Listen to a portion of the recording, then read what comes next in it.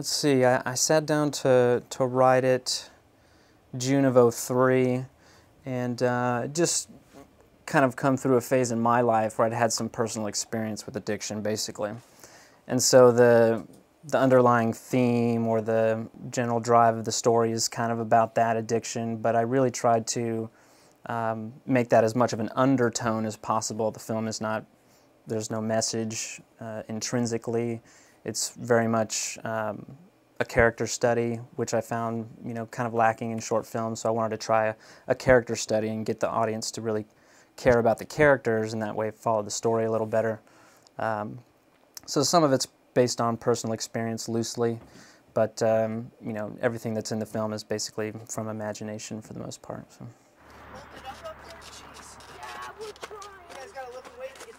It's just over 13.5 minutes, a short film.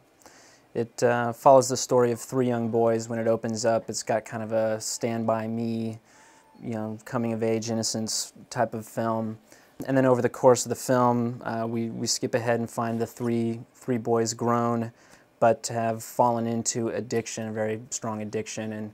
And the rest of the film takes place between where they're living just together in a room and this prison camp that they live in. They're continually trying to escape the prison camp, and they're harassed by the guards and so forth. But the prison camp is really symbolic for the life that they're living under addiction.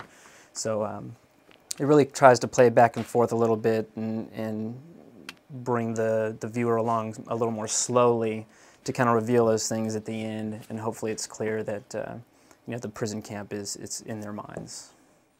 Toe side. See you in a bit. Keep an eye on the place, would you? Can I get anything for you?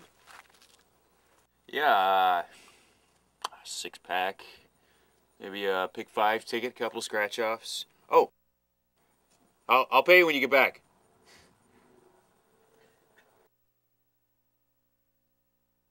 I didn't make the film just to say, well, I want to get something under my belt. I'm never going to show it to anybody. I just want to get a little practice. I didn't really take that approach. I wanted something fruitful to come out of it, and I wanted something at the end of it to say, well, this was accomplished, and we did do this, we didn't do that, we missed that.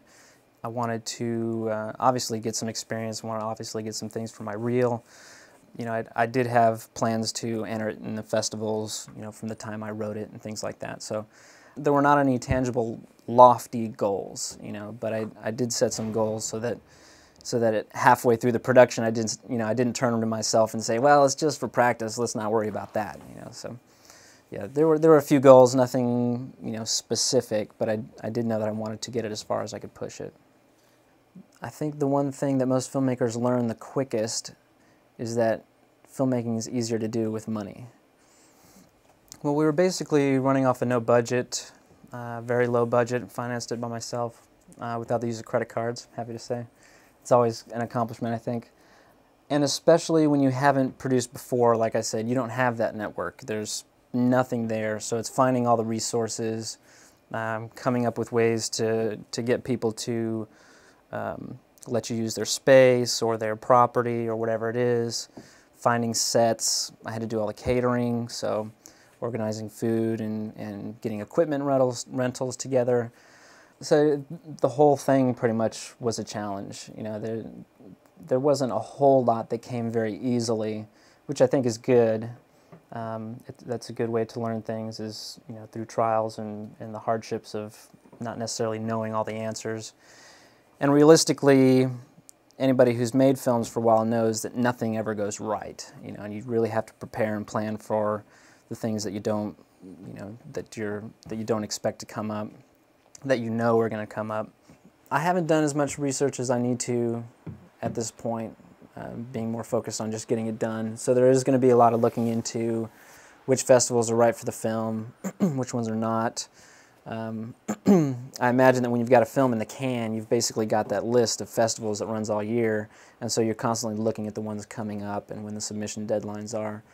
There certainly is a lot of research and looking into it that can be done. And it's probably a really good idea, not to submit it to something that's inappropriate or just not thematically even close to, you know, what the festival's built around. But I don't know necessarily that I'll go to that length, that I'll go to that depth, you know, just because it's my second short film.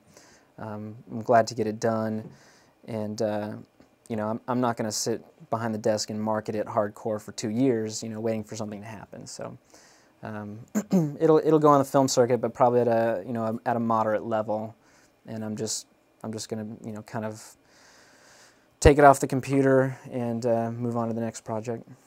My mom and dad own this business, this company. I work for them. They've been doing business out of this office here for about 11 years now. My dad's retired out of the Air Force, and I work for them. I am not a businessman.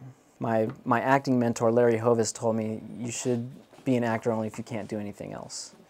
And I think that's a good advice for most filmmakers in general.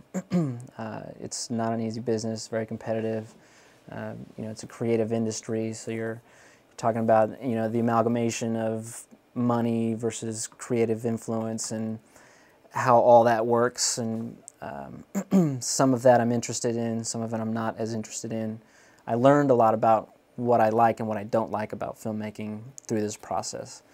I feel like the film medium is probably one of the more powerful mediums, you know, that we know. If you're able to combine, you know, a moving picture and sound, and use those things to have emotional control over your audience, basically. And it's just an amazing, fascinating thing to me to be sitting in a theater and watching people around you emote. You know, they're crying, they're laughing, and they were, you know, in an indirect way, they were made to feel that way, you know, because of the power of the moving picture and the sound and all that.